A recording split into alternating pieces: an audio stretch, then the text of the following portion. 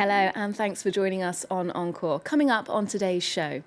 The committee has cast their votes. Novelist Kazuo Ishiguro is awarded this year's Nobel Prize for Literature.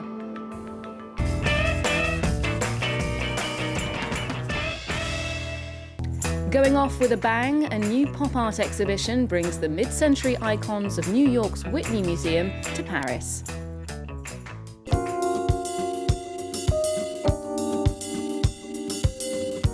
And we take a peek inside a seriously stylish design studio as Yves St Laurent's former workspace opens to the public.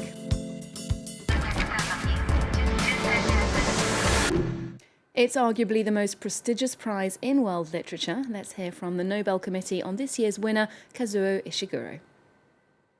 The Nobel Prize in Literature 2017 is awarded to the English writer Kazuo Ishiguro, who, in novels of great emotional force, has uncovered the abyss beneath our illusory sense of connection with the world. Well, for more on that, I'm joined by Jeffrey Hawkins, Director of the American Library here in Paris. Thanks for joining us, Jeffrey. It's my pleasure. Tell us, what do you make of the Nobel Committee's decision to award author Kazuo Ishiguro the Prize for Literature? Well, Ishiguro is a great writer, but I think we have to say that this was a bit of a surprise. There's no official shortlist for the Nobel Prize in Literature, but there is certainly a lot of thinking and talking and discussing before it happens. And in the London betting houses and in the salons of Paris and New York, I don't think a lot of people were talking about this author as the one that was going to win the prize this year. So a bit of a surprise. An interesting choice, someone that's very well known, someone that's had a lot of recognition in the past, was a bit of a prodigy, started out very strong as a young writer, has a Booker Prize winner, an OBE winner. He's of Japanese origin, but is a Brit.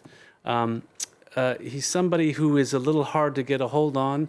Many people are familiar with Remains of the Day, but he's written across a range of genres, historical fiction, genre fiction, and some would even say science fiction. And so it's an interesting choice. And indeed, speaking of style, we've noticed that the jury often awards a prize for what they call, stylistic achievement. For example, Bob Dylan, they refer to his poetry, or Alice Munro, mastery of the short story.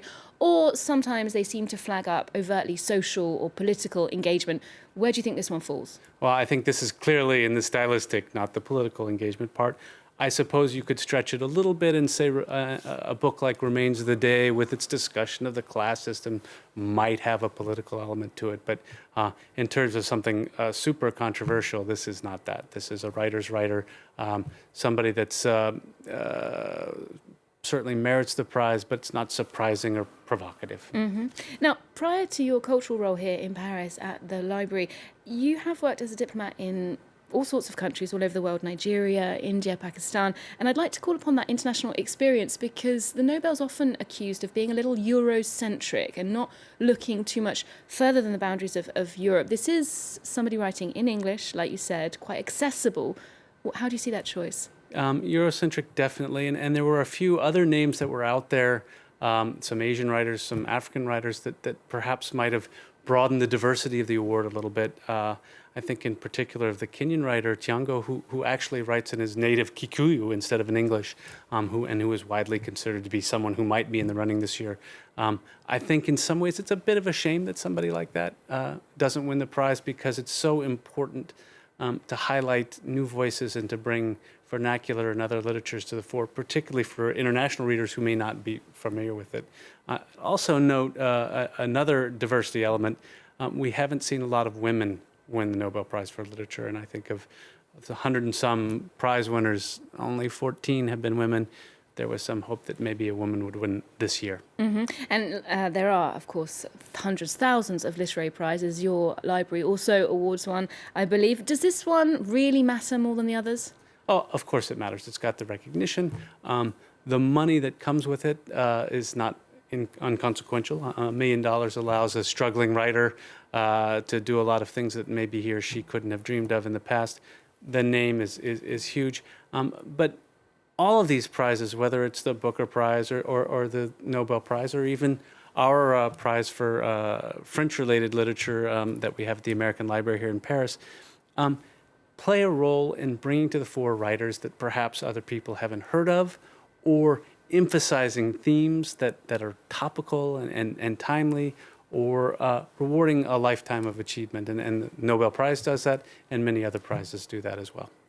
Thank you very much, Jeffrey Hawkins, there. Now we're moving to some effervescent artwork now, which has arrived by way of mid-century America. Pop art icons that matter are taken from New York's prestigious Whitney collection, and they're on show here in the French capital at the Mayol Museum. It's your chance to catch a glimpse of work by Robert Rauschenberg, Jasper Johns, and of course Andy Warhol. Haxie Myers-Belkin takes a closer look at one of the most striking pieces from that show. Pop art has landed in Paris, and the iconic image on the exhibition's poster, Girl in Window, is a 1963 work by American pop art master Roy Lichtenstein. So what exactly makes this work a prime example of the movement? Roy Lichtenstein regarde du haut de sa fenêtre la vie à l'américaine. Firstly, the image itself is not an original. It's taken directly from a 1960s comic strip that documents the escapades of a ditzy private secretary. Lichtenstein took images like this out of their commercial contexts and rendered them in paint. He was drawn to scenes of damsels in distress and helpless heroines. By isolating them and rendering them larger than life, speech bubbles and all, he sought to reveal the sexist clichés of the originals. Lichtenstein's approach pays homage to the history of painting. Re-enter Girl in Window. It may look like a very contemporary portrait of a woman, very 60s, but it's actually very classical. Woman in the window is a fundamental theme in art history. Women staring out of windows appear time and time again.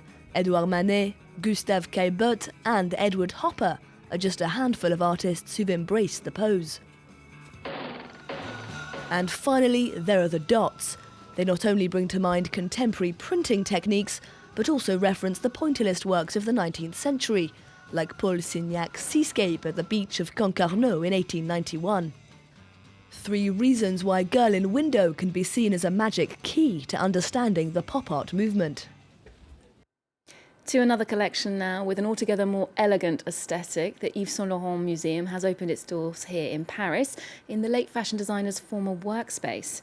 During his illustrious career, Saint Laurent had carefully archived 5,000 of his original creations, 15,000 accessories, and yet more sketches and photographs, which all provide an insight into the alchemy that went on at that iconic label. As well as the permanent collection, the space will also host temporary fashion exhibits. Alexander Orcott has the story. A chance to see the inner workings of Yves St Laurent's legendary workshop. More than a simple fashion museum, visitors are invited to see the original sketches at his workplace. Personal belongings sit there as if he's just popped out of the room. It all shines a light on the designer's full creative process. I have my own workshop, and I know what it's like to be in the workshop, but to be here with his things is an extraordinary experience. It's wonderful to see what he put on his board and how he worked. The 19th century mansion that now houses the museum served as his workspace for almost 30 years until his retirement in 2002.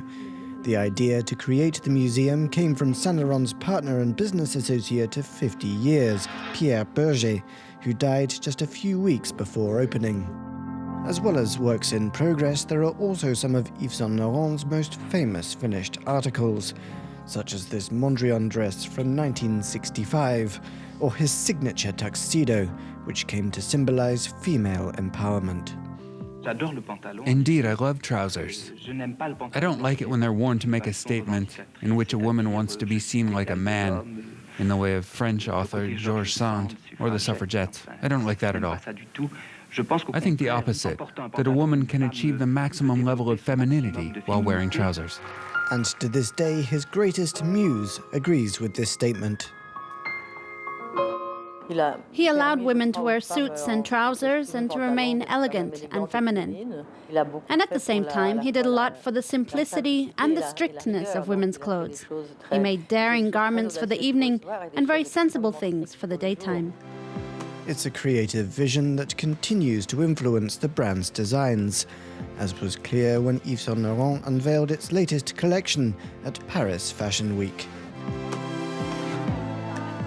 And we'll leave you with a little music from Tom Petty. The American rock and roll star died this week at 66 years old.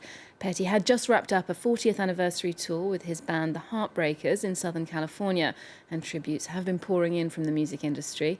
The musician had played alongside George Harrison, Roy Orbison and Bob Dylan. This is the track Free Fallin' from his solo album in 1989. Remember, you can get more arts and culture on our website, and do keep up with Encore on social media.